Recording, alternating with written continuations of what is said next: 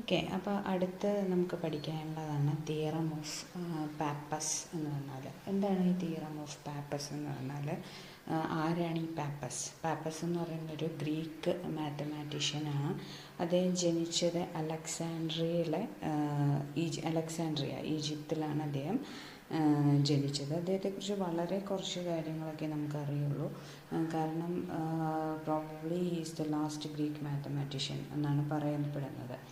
അപ്പം ആൾ ജീവിച്ചിരുന്ന കാലഘട്ടം എന്ന് പറയുന്നത് ഒരു 290 AD to 350 AD ആ സമയത്തൊക്കെയാണ്. വൈൽ BCസിലാണ് യൂക്ലിഡൊക്കെ ഉള്ളത്. ഓക്കെ, അപ്പം അത്രയും കുറേ കാലം കഴിഞ്ഞിട്ട് ഗ്രീക്ക് ഒരു ജോമെട്രിയിലുണ്ടായിരുന്ന ഒരു മാത്തമാറ്റീഷ്യനാണ് ഈ പാപ്പസ് എന്ന് പറഞ്ഞിട്ടുള്ള മാത്തമാറ്റീഷ്യൻ. നമുക്ക് പാപ്പസിനെ ഒന്ന് കാണാം. ഓക്കെ, ഇതാണ് പാപ്പസ്. ഇത് ഇപ്പോൾ ഫോട്ടോഗ്രാഫൊക്കെ ശരിയായിക്കൊള്ളണമെന്നൊന്നുമില്ല കേട്ടോ. അദ്ദേഹത്തെക്കുറിച്ച് വളരെ കുറച്ച് കാര്യങ്ങളെ അറിയുള്ളൂ. അദ്ദേഹം യൂക്ലിഡിൻ്റെ നമ്മുടെ ഫേമസ് ആയിട്ടുള്ള പുസ്തകമാണ് എലമെൻറ്റ്സ്. അതിനൊക്കെ കമൻട്രീസൊക്കെ എഴുതിയിട്ടുണ്ട്. ഓക്കെ, അങ്ങനെ നോക്കിയപ്പം പാപ്പസിനെ കുറിച്ച് കുറച്ചൊരു ഹിസ്റ്ററിയൊക്കെ നോക്കിയപ്പം അദ്ദേഹം പറഞ്ഞതായി പറയപ്പെടുന്ന ഒരു കോട്ടുണ്ട്. അത് ഇങ്ങനെയാണ്: There being then 3 figures which of themselves can fill up space around a point. എന്ന് വെച്ചാൽ അവിടെ 3 ഫിഗേഴ്സ് ഉണ്ടാവും which of themselves can fill up the space around ഒരു പോയിന്റിന് ചുറ്റുമുള്ള സ്പേസ് ഫില്ലപ്പ് ചെയ്യുന്ന ഫിഗേഴ്സ്. 3 ഫിഗേഴ്സാണ് അദ്ദേഹം പറയണത്. Namely the triangle, the square and the hexagon. അങ്ങനെ 3 എണ്ണം ഉണ്ടെങ്കിൽ the bees have wisely selected for the structure that which contains most angles. അപ്പം ബീസ് അതിൻ്റെ കൂടുണ്ടാക്കാനായിട്ട് ട്രയാങ്കിളോ സ്ക്വയറോ അല്ല സെലക്ട് ചെയ്തത്, ഹെക്സഗണാണ് സെലക്ട് ചെയ്തത്. അതിന് ഏറ്റവും കൂടുതൽ ആംഗിൾസ് കണ്ടെയ്ൻ ചെയ്യുന്ന ഹെക്സഗൺ. അത് എന്തുകൊണ്ടാണ് എന്നുള്ളത് അദ്ദേഹം ഇങ്ങനെ പറയണം: suspecting indeed that it could hold more honey than either of the other two. അതായത് മറ്റ് 2 ഫിഗേഴ്സിനേക്കാളും അല്ലെങ്കിൽ ട്രയാങ്കിളിനെയും സ്ക്വയറിനേക്കാളും കൂടുതൽ ഹണി ആരായിരിക്കും ഉൾക്കൊള്ളുക? ഹെക്സഗൺ ഉൾക്കൊള്ളും എന്നതുകൊണ്ടായിരിക്കാം എന്ന് പറഞ്ഞിട്ടുള്ളൊരു കോട്ട് അദ്ദേഹത്തിൻ്റേതായിട്ട് ഉണ്ടെന്ന് പറഞ്ഞിട്ട് നെറ്റിൽ കാണുന്നുണ്ട്. ഓക്കെ, അപ്പോൾ ഇതിനെക്കുറിച്ച് കൂടുതൽ എന്തെങ്കിലും അറിയണമെങ്കിൽ നോക്കുക കേട്ടോ. അപ്പോൾ ഇത്രയും കാര്യങ്ങൾ ജസ്റ്റ് ഞാൻ ആ പാപ്പസ് എന്നുള്ള പേര് കേട്ടപ്പം നമ്മൾ പലപ്പോഴും കുറേ കാര്യങ്ങൾ ഇങ്ങനെ പഠിക്കും, എന്താണിതെന്നോ ആരാണെന്നോ എന്താണെന്നോ ഒന്നും അറിയാതെ. പക്ഷേ എപ്പോഴും കുറച്ചൊരു ഹിസ്റ്ററി പഠിക്കുന്നത് എപ്പോഴും നല്ലതാണ്. ഓക്കെ, അപ്പം നിങ്ങളും ഇതുപോലെ എന്തെങ്കിലുമൊക്കെ കാണുമ്പോൾ ഞാൻ പറഞ്ഞു തന്നില്ലെങ്കിലും ഇതൊക്കെ നോക്കണം. ഇതിനൊക്കെ വേണ്ടിയിട്ടാണ് നമുക്ക് സ്മാർട്ട് ഫോൺസ് ഉണ്ട് നമ്മുടെ കയ്യിൽ എല്ലാം. ഓക്കെ, അപ്പോൾ അതൊക്കെ ഒന്ന് നോക്കുക. ഓക്കെ, ഇനി അപ്പോൾ നമുക്ക് ഈ തിയറം ഓഫ് പാപ്പസ് എന്താണെന്ന് നോക്കാം. ഇത് ശരിക്കും പറഞ്ഞാൽ വളരെ ഇൻ്റലിജൻ്റ് ആയിട്ടുള്ളൊരു തിയറമാണ്. ഇങ്ങനെയൊക്കെ ആലോചിച്ചുണ്ടാക്കുക എന്ന് പറയുന്നത് തന്നെ. അപ്പോൾ അത്രത്തോളം ആ സബ്ജക്റ്റിൽ എത്രത്തോളം അദ്ദേഹത്തിന് അവഗാഹം ഉണ്ടായിരുന്നു എന്നുള്ളതാണ്. ഓക്കെ, ദ ഫോളോയിങ് തിയറം എന്ന് പറയുന്ന പാപ്പസിൻ്റെ theorem gives an important relationship between the centroid of a plane region R and the volume of the solid generated when the region is revolved about a line. ഇത് രണ്ടും തമ്മിലുള്ള, അതായത് നമുക്കൊരു centroid, ഒരു region ഉണ്ട്. ഓക്കെ, അപ്പോൾ ഒരു region ഉണ്ടെന്ന് വിചാരിക്കുക. ഒരു റീജിയൻ ഉണ്ട്, അതിനൊരു സെൻട്രോയിഡ് ഉണ്ട്. ഓക്കെ, അതിനൊരു സെൻട്രോയിഡ് ഉണ്ട്. ഇനി ഈ റീജിയൻ ജനറേറ്റഡ്, അതായത് ഈ റീജിയൻ റിവോൾവ് ചെയ്യുകയാണെന്ന് വിചാരിക്കുക എബൌട്ട് എനി ആക്സിസ്, എക്സ് ആക്സിസോ വൈ ആക്സിസോ അല്ലെങ്കിൽ വേറെ ഏതെങ്കിലും ഒരു ലൈനോ നമുക്ക് തിരിയുമ്പം അപ്പോൾ ഉണ്ടാവുന്ന റീജിയൻ്റെ വോളിയം, അതൊക്കെ നമ്മൾ കണ്ടുപിടിച്ചു അല്ലേ? പലതരത്തിൽ നമ്മൾ വോളിയം കണ്ടുപിടിക്കാനൊക്കെ പഠിച്ചു. ഡിസ്ക് മെത്തേഡ്, വാഷർ മെത്തേഡ് എന്നൊക്കെ പറഞ്ഞിട്ട്. അങ്ങനെ നമ്മൾ കണ്ടുപിടിക്കുന്ന വോളിയം ആയിട്ടുള്ള ഒരു റിലേഷൻഷിപ്പാണ് ഈ തിയറം ഓഫ് പാപ്പസ് പറയുന്നത്. ഓക്കെ, അപ്പോൾ അതിൻ്റെ സ്റ്റേറ്റ്മെൻ്റ് ഒന്ന് നോക്കാം. If R is a bounded plane region and L is a line that lies in the plane of R such that R is entirely on one side of L. ഇത്രയും കണ്ടീഷനാണ് കേട്ടോ. R എന്ന് പറഞ്ഞാൽ നമുക്ക് വേറെ ഏതെങ്കിലും ഒരു പ്രത്യേക റീജിയൻ ഒന്നും എടുക്കാൻ പറ്റില്ല. ആർ എന്ന് പറയുന്നത് ഒരു പ്ലെയിൻ റീജിയൻ ആയിരിക്കണം. ഫോർ എക്സാമ്പിൾ, ഇപ്പോൾ ഞാൻ എടുക്കുന്ന റീജിയൻ ഒരു റെക്റ്റാങ്കിൾ ആവാം. എനിക്ക് ഏതൊരു റീജിയൻ വേണമെങ്കിലും എടുക്കാം. ഒരു റീജിയൻ ആർ എടുത്തു കഴിഞ്ഞാൽ അതേ റീജിയനിൽ തന്നെ കിടക്കുന്ന ഒരു ലൈൻ, അതാണ് എൽ എന്ന് പറയുന്ന ലൈൻ. ആ ലൈന് അതേ റീജിയൻ നമ്മുടെ പ്ലെയിനിൽ തന്നെ കിടക്കണം.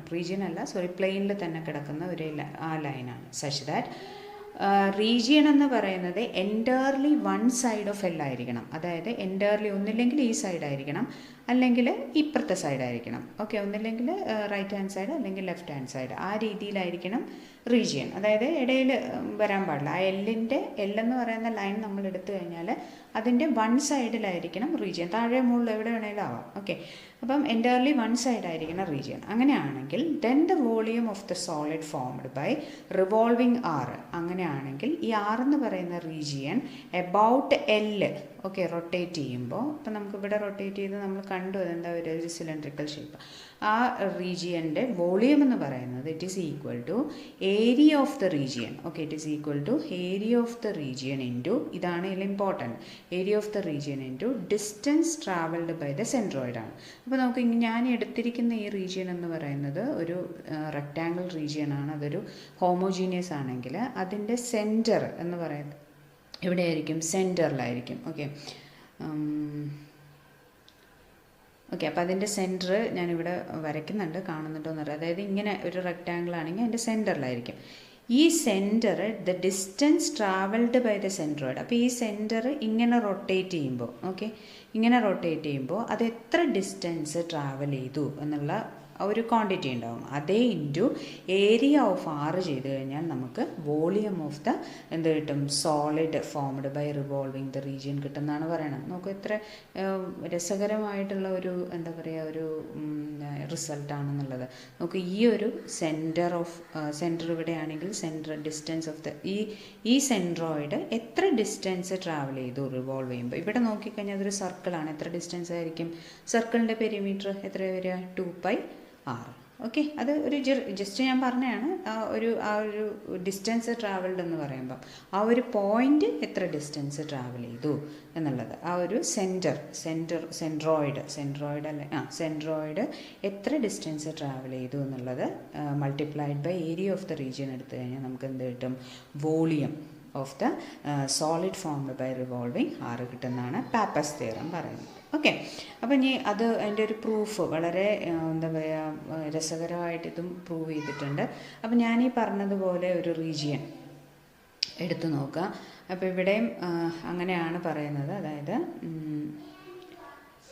എല്ലെന്ന് പറയുന്നത് നോക്കൂ, എല്ലെന്ന് പറയുന്നത് വൈ ആക്സിസ് ആയിട്ട് എടുക്കുക. എല്ലെന്ന് പറയുന്നത് വൈ ആക്സിസ് ആയിട്ട് എടുത്തു. And region in the first quadrant. അപ്പോൾ region in the first quadrant എന്ന് പറഞ്ഞാൽ പ്രോബ്ലം 5.7.1 എന്ന് പറഞ്ഞാൽ ലാമിന ആണ്. Okay, triangle lamina. അപ്പോൾ ഇതൊക്കെ വിട്ടേക്കുക കേട്ടോ, ഇതൊന്നും എഴുതണ്ട. ഓക്കെ, അപ്പം ഈ ലാമിനയിൽ എന്ത് ചെയ്യുക? ഇത് റൊട്ടേറ്റ് ചെയ്യണമെന്ന് വിചാരിക്കുക. എല്ലെന്ന് പറയുന്നതിൽ revolving about L. Okay, then by the method of cylindrical shells നമുക്ക് വോളിയം കാണാനുള്ള ഫോർമുല എന്താ? V into 2π into integral A to B XF of X dx ആണ്. ഇതിൽ നോക്കൂ, ഈ integral A to B XF of X dxൽ നമ്മൾ XF of X dxൽ നമ്മൾ ഈ ഇൻറ്റഗ്രൽ X എന്ന് പറയുന്നത് ഫോളോസ് ഫ്രം 8 ഒന്ന് നോക്കാം നമുക്ക്. 8 എന്താണ്? ഓക്കെ, 8 നോക്കൂ. എക്സ് ബാർ ഈക്വൽ ടു 1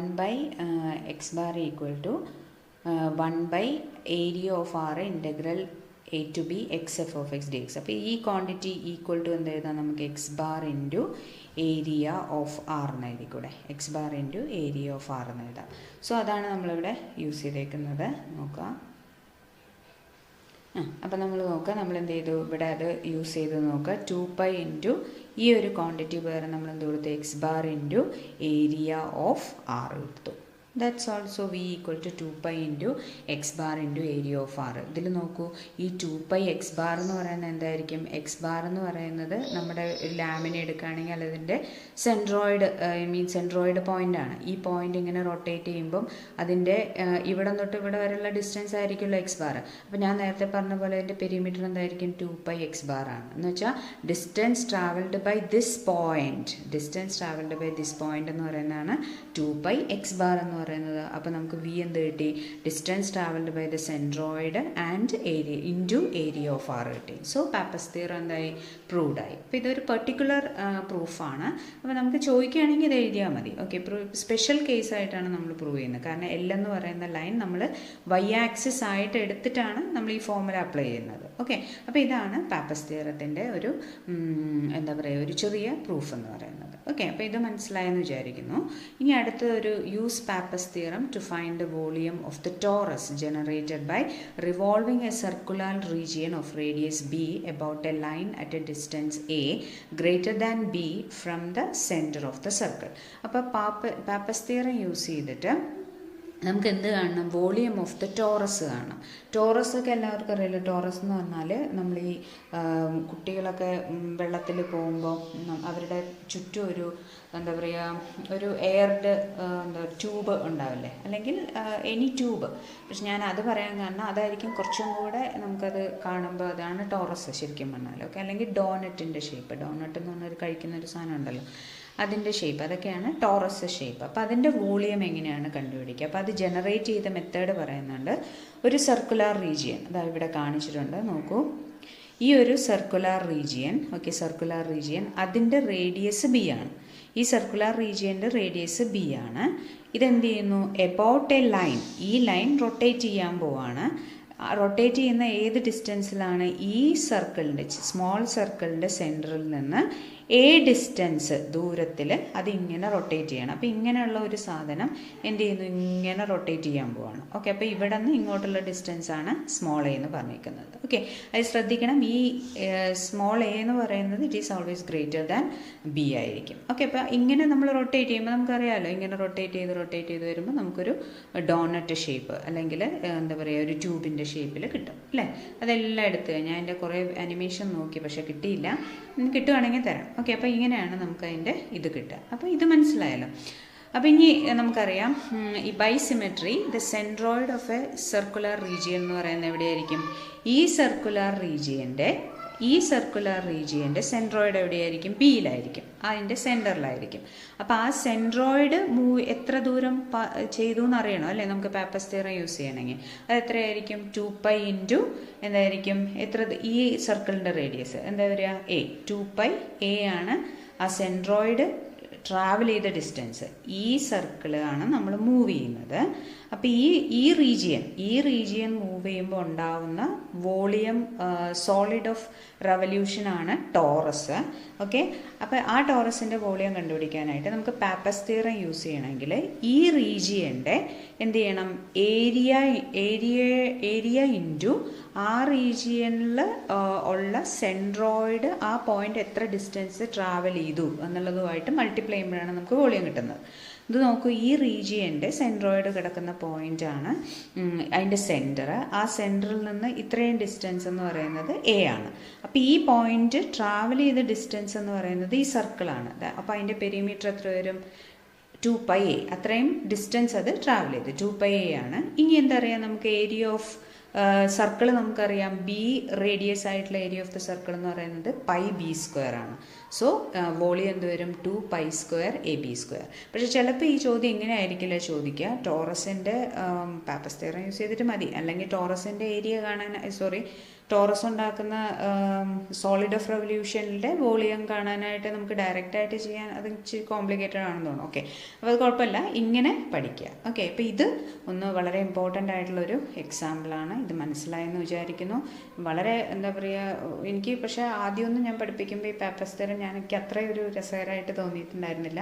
പക്ഷേ ഇപ്പോൾ അത് നോക്കുമ്പോൾ വളരെ ബ്യൂട്ടിഫുള്ളായിട്ട് കൺവേ ചെയ്തിട്ടുള്ളൊരു കൺസെപ്റ്റാണത്. ഓക്കെ, എപ്പോഴും ബ്യൂട്ടി കണ്ടുപിടിക്കാനായിട്ട് ശ്രമിക്കുക. ബ്യൂട്ടി, ഞാൻ എപ്പോഴും പറയാറുണ്ട്, ബ്യൂട്ടി എന്ന് പറയുന്നത് നമ്മൾ ഒരാളെ കാണുമ്പോഴോ അല്ലെങ്കിൽ എന്തെങ്കിലും ഒരു കാര്യത്തിലോ അല്ല, ഇതുപോലുള്ള കാര്യങ്ങളിൽ നമ്മൾ ബ്യൂട്ടി കണ്ടുപിടിക്കാൻ ശ്രമിക്കണം. ഓക്കെ, അപ്പോൾ ഇതോടുകൂടി ഈ സെൻട്രോയിഡ് അല്ലെങ്കിൽ സെൻറ്റർ ഓഫ് മാസ് ഓഫ് കാര്യങ്ങളൊക്കെ തീർന്നു. ഇതിൽ പ്രോബ്ലംസ് ഉണ്ട്, ചെയ്ത് നോക്കുക. ഏതെങ്കിലും സംശയം ഉണ്ടെങ്കിൽ ചോദിക്കുക. ഓക്കെ.